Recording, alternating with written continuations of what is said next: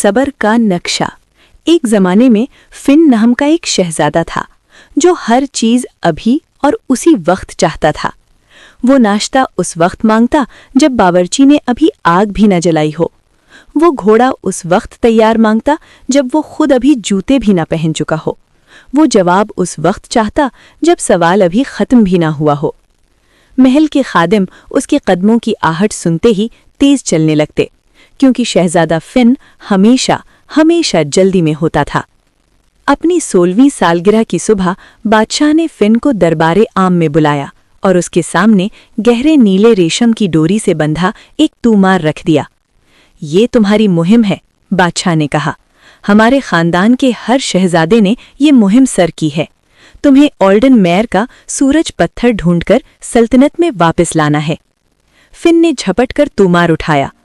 वो बिल्कुल सादा था। उसने पलट कर देखा, फिर भी कुछ नहीं। खिड़की के सामने रोशनी में देखा, कुछ भी नहीं। अब्बाजान, ये नक्शा तो खाली है, उसने सपाट लहजे में कहा। बादशाह मुस्कुराए, जिसने फिन को और भी चिढ़ा दिया। जब तुम देखने के लिए तैयार हो जाओगे तब ये तुम्हें वो दिखाएगा जो दिखाना है। फिन ने सोचा कि उसके अब्बा बिला वजह राज बना रहे हैं। बड़े अक्सर ऐसा ही करते हैं। और उसने नक्शा बगल में दबाया और उसी घड़ी चल पड़ा। वो तेज घोड़ा दौड़ाता रहा जब तक दोपहर ना हो गई। एक नदी के घाट पर उसने पड़ाव किया। वहां एक चट्टानी पत्थर पर एक बुढ़िया बैठी माहीगीर का जाल सुलझा रही थी। जाल में गिरहें इतनी थीं, एक दूसरे में इतनी उलझी हुई थीं कि देखते ही उम्मीद छूट जाए। ए बूढ़ी माँ, फिन ने कहा, मैं ऑल्डन मेयर के सूरज पत्थर की तलाश में हूँ। क्या तुमने इसे देखा है?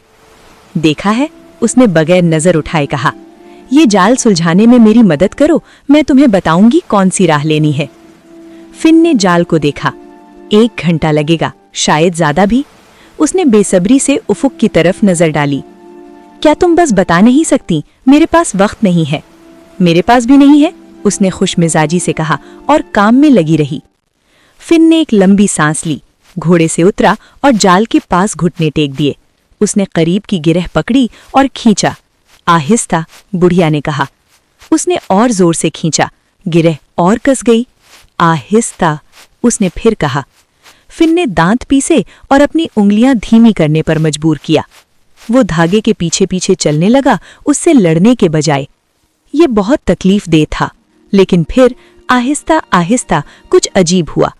एक गिरह ढीली पड़ी, फिर दूसरी, फिर 3 गिरहें एक साथ खुल गईं, जैसे वो इसी इंतजार में थी कि वो जोर लगाना छोड़ दे। 1 घंटे के अंदर जाल पत्थर पर सीधा और साफ फैला हुआ था। उसने उसे देखा और उसे कुछ ऐसा महसूस हुआ जो अजीब तौर पर फख्र जैसा था। फिर उसे नक्शा याद आया। उसने बगल से निकाला और खोला। अब पहली बार स्याही सफ़े पर नमूदार हुई एक पेचीदा रास्ता जो गहरे जंगल से गुजरकर थॉर्नविक नाम के एक गांव तक जाता था।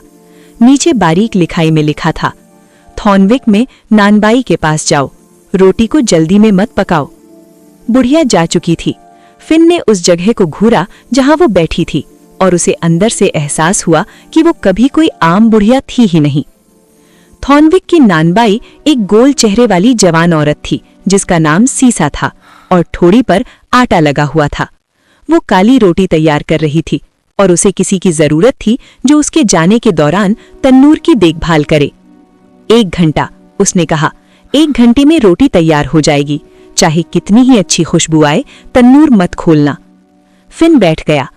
15 मिनट के अंदर रोटी की खुशबू कमरे में फैल गई, गर्म, खमीरी, सुनहरी, और फिन को यकीन हो गया कि ये पक चुकी है। बस जरा देखने में क्या हर्ज है। उसने तन्नूर को जरा सा खोला। रोटी ने एक आह भरी और बीच से बैठ गई।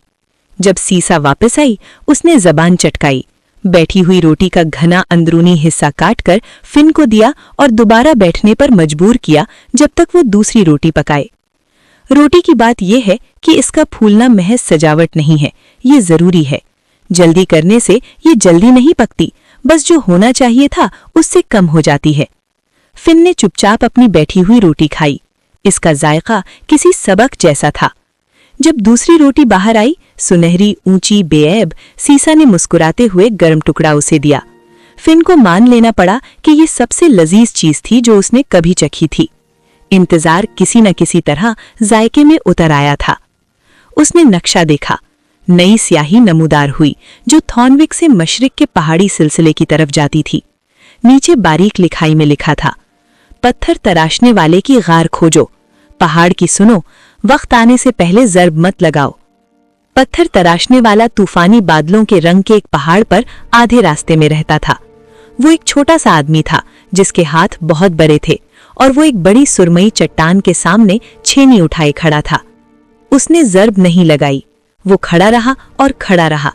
फिन ने 5 मिनट देखा, फिर 10, फिर 20, पांव बदलते रहे। क्या तुम इसे मारोगे? फिन ने कहा। जब ये बताएगा कहाँ? पत्थर तराशने वाले ने कहा। ये पत्थर है, ये कुछ नहीं बता सकता। तो फिर तुम सुन नहीं रहे? उसने तिरछी नजर से फिन को देखा। इधर आओ, इस पर हाथ रखो। बददिली से फिन ने अपनी हथेली ठंडी सुरमई चट्टान पर रखी। अब सूरज पत्थर के बारे में सोचना बंद करो, पत्थर तराशने वाले ने कहा। ओल्डन मेयर के बारे में, इसमें कितना वक्त लगेगा, आगे क्या होगा, सब भूल जाओ। सिर्फ इस पत्थर के बारे में सोचो। फिन ने कोशिश की। उसका जहन नक्शे की तरफ, मुहिम की तरफ, घर की राह की तरफ भागा। उसने वापस खींचा। उसने अपनी हथेली के नीचे की खुरदुरेपन पर तवज्जो दी, हल्की ठंडक पर, उस ठोसपन पर जो अपनी पैदाइश से 1000 साल पहले से मौजूद था। और फिर ऐसा लगा जैसे पत्थर की एक रग, एक दिशा, एक खास जगह की दुरुस्तगी। यहां, फिन ने कहा, और उसने अपना हाथ 3 इंच बाईं तरफ सरकाया। पत्थर तराशने वाला मुस्कुराया। उसने जर्ब लगाई। चट्टान साफ 2 हिस्सों में बट गई और अंदर आहिस्ता सी रोशनी से दमकता शम्मा की रोशनी जैसा गर्म ओल्डन मेयर का सूरज पत्थर रखा था। फिन ने घूर कर देखा। क्या ये यहां हमेशा से था? ये हमेशा यहां था, पत्थर तराशने वाले ने कहा। बस किसी ऐसे शख्स का इंतजार था जो इसे ढूंढने के लिए काफी सब्र रख सके। घर की वापसी का सफर जाने के सफर से बिल्कुल अलग था। फिन ने घोड़े को नहीं दौड़ाया। जब वो महल पहुंचा, बादशाह सहन में इस्तकबाल के लिए खड़े थे। उन्होंने अपने बेटे का चेहरा देखा और सर हिलाया, जैसे वहां कुछ देख रहे हों जो पहले न था। तुमने पा लिया, बादशाह ने कहा, फिन के हाथ में आहिस्तगी से दमकते पत्थर को देखते हुए। इसने मुझे पाया, फिन ने कहा। मुझे बस इतना करना था कि इतना सुस्त हो जाऊं कि ये हो सके। बादशाह ने अपने बेटे के कंधे पर हाथ रखा। यही पूरी दानाई है, उन्होंने आहिस्ता से कहा, और अक्सर आदमियों को ये सीखने में पूरी जिंदगी लग जाती है।